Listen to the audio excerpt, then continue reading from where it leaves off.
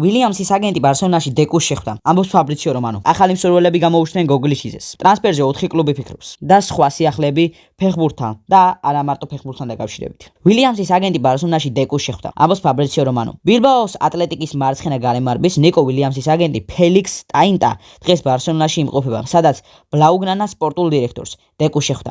ამის შესახებ ცნობილი ჟურნალისტი და ინსაიდერი ფაბრიციო რომანო იუწყება. მისი ინფორმაციით ფეხბურთელის აგენტმა დეკუს განუცხადა, რომ ნიკო მზადა ბარსას შეუერთდეს და ხელფასიც დაიკლოს. ჟურნალისტ ბენ ჯეიკობსის მტკიცებით, ვილიამსი თანახმა გადასახადების ჩათვლით სეზონში 12 მილიონი ევრო მიიღოს. აღსანიშნავია ის ფაქტი, რომ მას შემდეგ, რაც პრესაში ნიკოს აგენტისა და დეკუს შეხვედრის შესახებ დაიწერა, ლამინ იამალმა, რომელიც ვილიამსთან მეგობრობს, მათი ერთობლივი ფოტო გამოაქვეყნა. ახალი მსურველები გამოუჩნდნენ გოგლიჩიძეს. ტრანსფერზე 4 კლუბი ფიქრობს.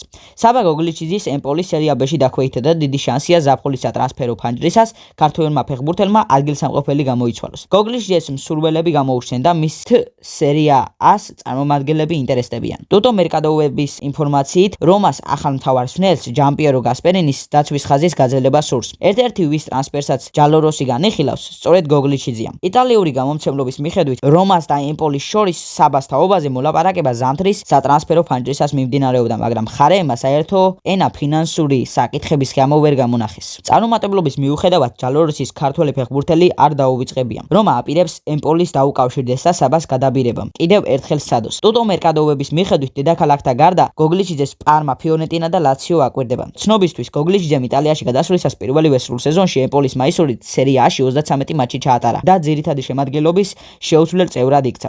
იტალიური პრესის მიხედვით, მისი ღირებულება 7-8 მილიონი ევროა. გალათასარაი ალისონს ეპატიჟება. მამადას კონკურენტს წასვლა არ სურს. სატრანსფერო ბაზარზე გალათასარაის ურობა გრძელდება. ტამბოლელებმა თავისუფალი აგენტის სტატუსით დაიმატეს ლეროი სანემ, რომელსაც ბაიერნთან კონტრაქტი ამოეწურა. გალათასარაიმ გამოისყიდა მონაკოს მარცხენა მცველი ისმაილ იაკობსი 8 მილიონი евро და ლანსის მარჯვენა მცველი პრეჟიმიშლავ ფრანკოსკი 7 მილიონი евро. ორივე კლუბი სტამბოლში იჯარის წესით თამაშობდა და გალათასარაის მათი გამოსყიდვის უფლებაც ჰქონდა. ცნობილია, რომ კლუბი დატოვა ფერნანდო მუსლერამ, რომელიც გალათასარაის კარს 2011 წლიდან იცავდა. მის შემცვლელად კი თურქული კლუბის ხელმძღვანელობა ბრაზილიის ნაკრების მეკარეს ალისონ ბეკერს მოიაზრებს. Sky News-ის ჟურნალისტის ფლორიან პლეტენბერგის ინფორმაციით, გალათასარაის ტოპ მეკარის ყიდვა სურს და რამდენიმე კვირის წინ ალისონის გარემოსვასაც დაუკავშირდნენ. თუმცა მისივე ცნობით, ალისონმა თურქული კლუბის წარმომადგენლები უარით გაისტუმრა. ბრაზილიას ლივერპულთან კონტრაქტი 2027 წლამდე აკავშირებს და როგორც ჩანს, გიორგი მომარდაშვილის კონკურენტი ამ ზაფხულს ენფილდის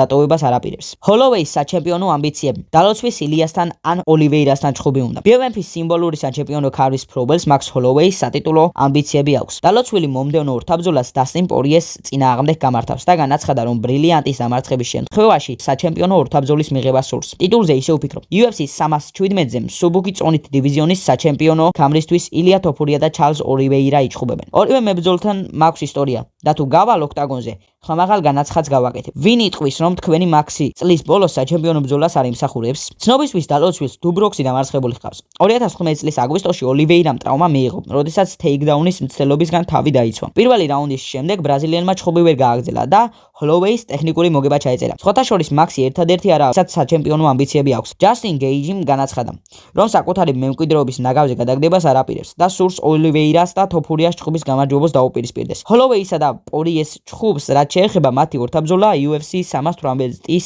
21 წლამდელები დამარცხდნენ. 36 წუთზე უპასუხა.